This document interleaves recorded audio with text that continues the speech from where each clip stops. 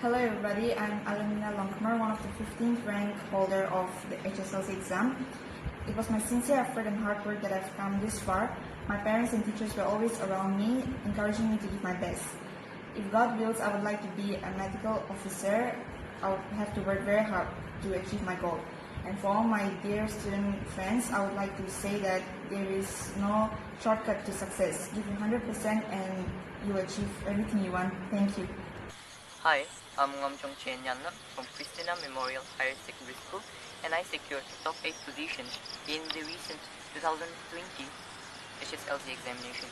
I would say that I daily studied for 2 to 3 hours, and but by the near of the examination, I increased my study hours to 5 to 6, I guess. I would say that I was lucky enough to have given my examination without any hardship or struggle. The only thing that bothered me was my nerves. I was quite nervous. However, I overcame the nerves by being fully prepared for my examination.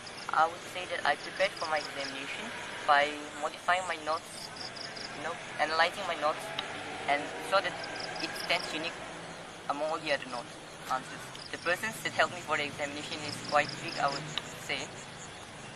First of all, of course, my parents, then my family, the teachers, my ex-teachers, my friends, and of course my well-wishers who have been praying for me.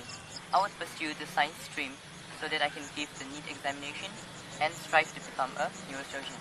I would like to encourage the present class 10 student by saying this cheesy cliche that true success comes only to the deserving. It does not discriminate between caste, creed, and religion.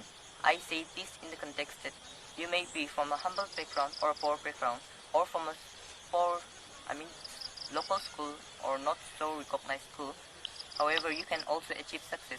It's just that you have to concentrate and be determined in what you want to do and what you want to become.